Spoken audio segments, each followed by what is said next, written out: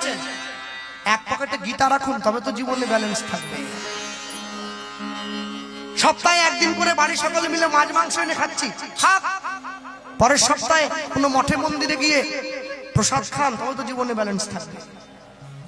মাসে একদিন করে বাড়ি সকলে মিলে পিকনিক করতে গেলাম, ফিস্ট করতে গেলাম, যাই না?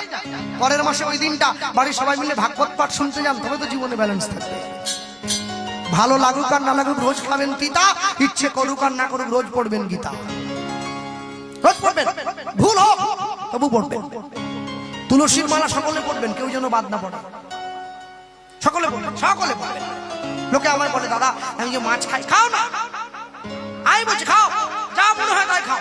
মাছ খাবে, মাংস খাবে, ডিম খাবে, সাপ খাবে, ব্যাং খাবে, টিকটিকি, গিরগিটি, আরশোলা, চুরচো, ইঁদুর সব খাবে, কোনো বাদ দেন নেই, সব খাও। মানুষ তো সবই খাচ্ছে, সব খাবে।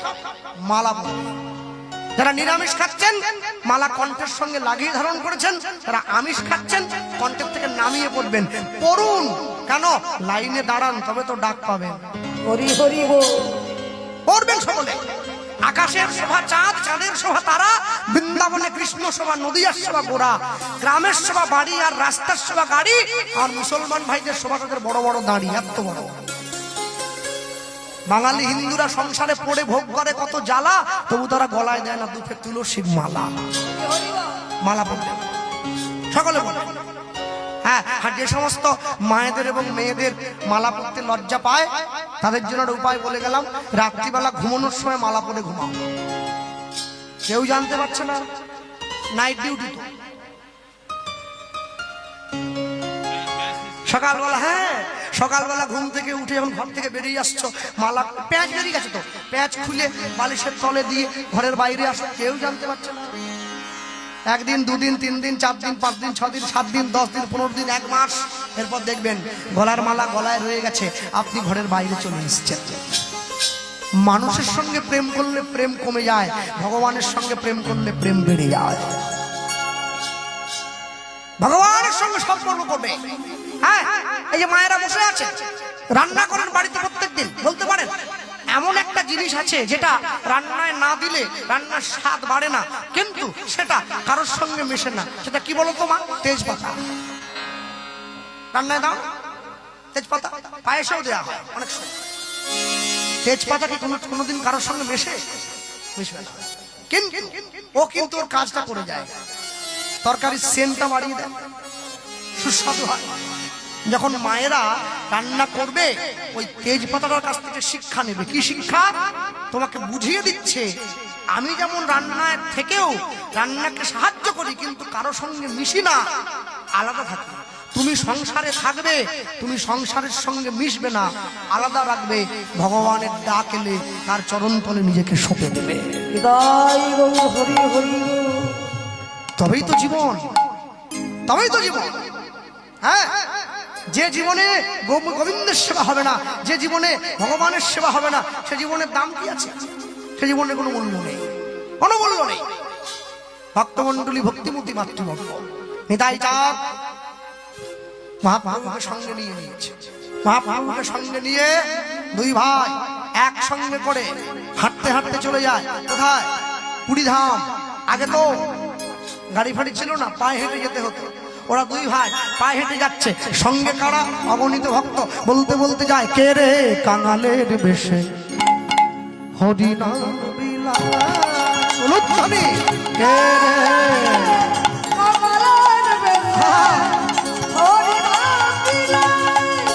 ওই না, কে রে কাঙালের বেশে হরি নাম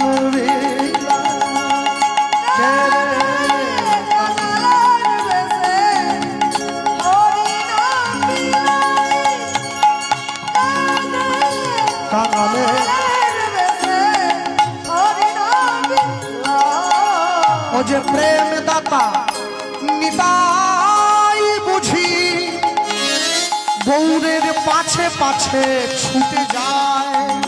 ও না প্রেম দাতা নিতাই বুঝি, নিতাই বুঝি, গৌরের পিছে পিছে ছুটে যায়। কে রে কাঙালের বেশে হরি নাম বিলায় হরি হরি বল।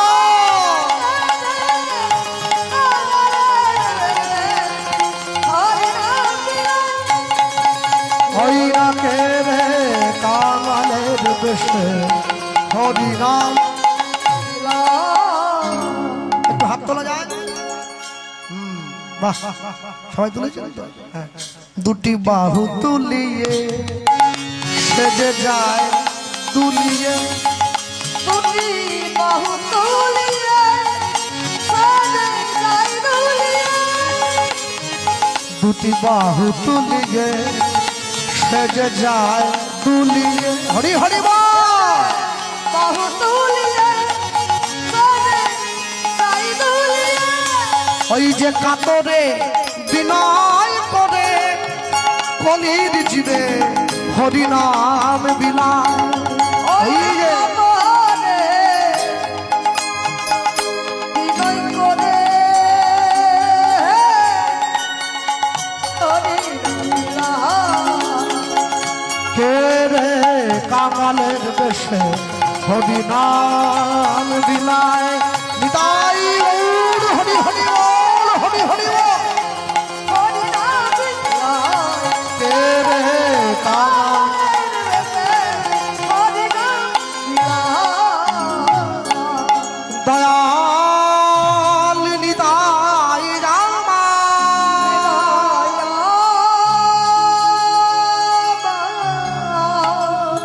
দয়াল গৌর দয়াল গো দাঁড়িয়ে পড়ল।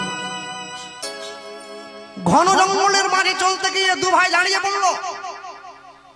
কে যেন হঠাৎ করে চিৎকার করে ডাক দিল, নিতাই গৌর। দাঁড়িয়ে পড়েছে।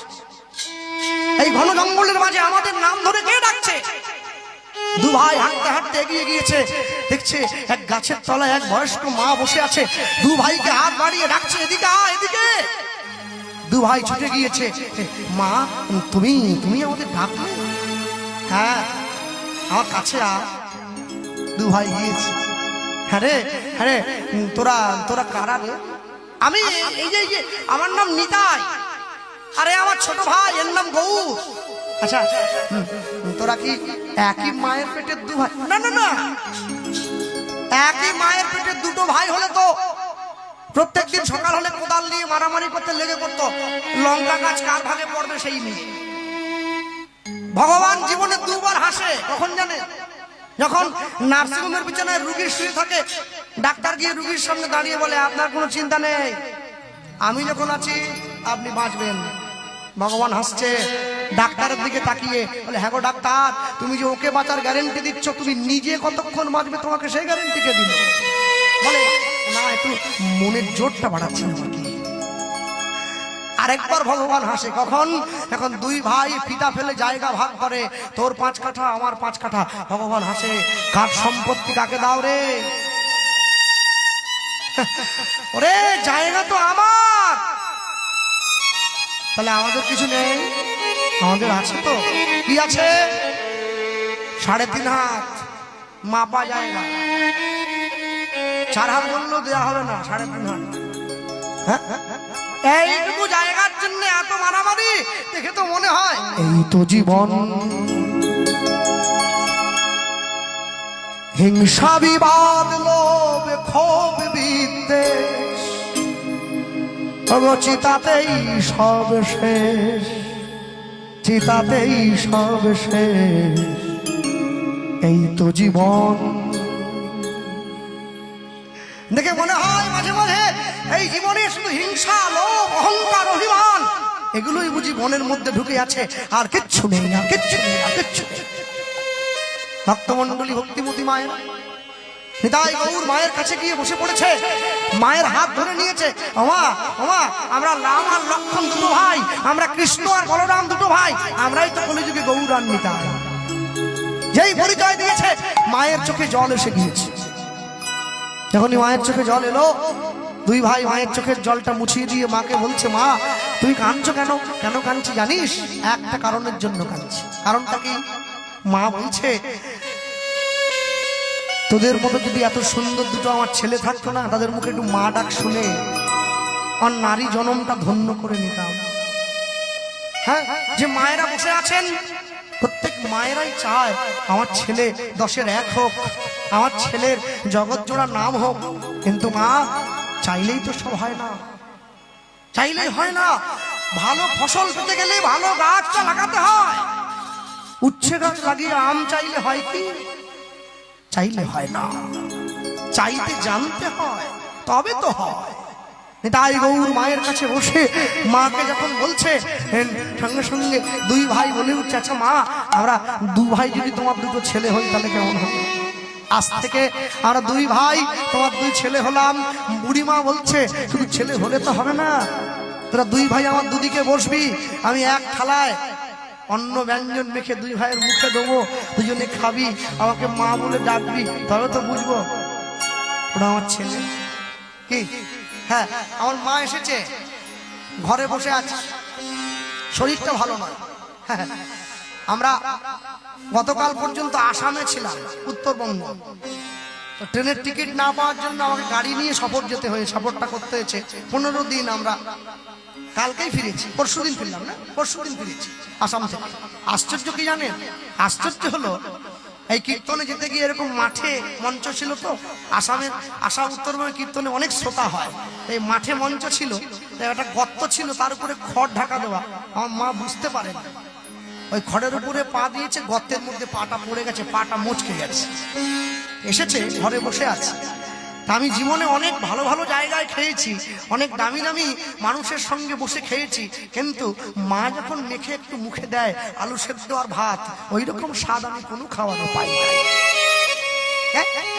মায়ের মতো কেউ ভালোবাসতে পারে না, কেউ। মায়ের থেকে যদি কেউ বেশি ভালোবাসে বলে মনে হয়, তাহলে বুঝতে হবে আমি বড় বোকা। আর বাবার থেকে যদি কাউকে আপন বলে বেশি মনে হয়, তাহলে বুঝতে হবে সমাজ আমায় দিচ্ছে বড় ধোঁকা। পিতা মাতার থেকে বসে আপন কেউ হয় না জগতে। পিতা মাতার সেবা করবে, পিতা মাতার সেবা করলে এমনিতেই ভগবান খুশি হয়ে যাবে। ভগবান নিজে সেবা করেছেন। পিতায় শ্রদ্ধা, মায়ের টান, সেই ছেলে হবে সাম্য প্রাণ। 2 ভাই মায়ের দুদিকে বসেছে, আর দুদিকে বসে মা কি করছেন? 2 ভাইকে অন্ন ব্যঞ্জন মেখে মায়ের 2 ভাইয়ের মুখে দিচ্ছেন। মায়ের কোলে বসলো গিয়ে গৌরার নিতাই, নিতাই গৌর হরি বল।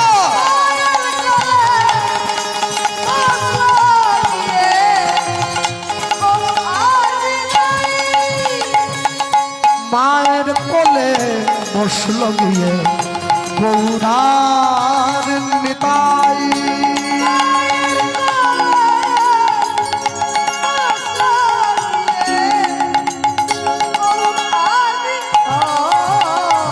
এবার যত যত মায়েরা সব শঙ্খ ধ্বনি দেয়, হরি হরি বল, হরি হরি বল।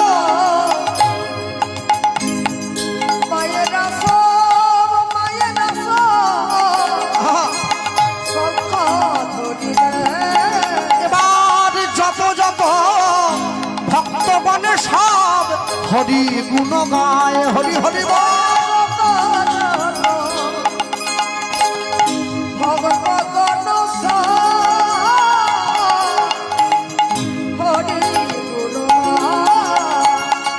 মায়ের কোলে বসল গিয়ে গৌরার নিতাই, মায়ের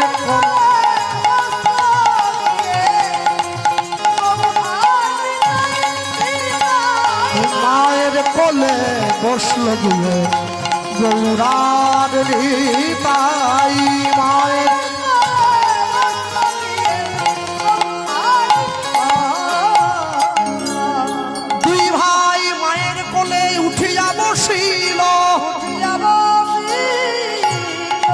দূরেতে তাকাইয়া নিতাই চমকে উঠিল,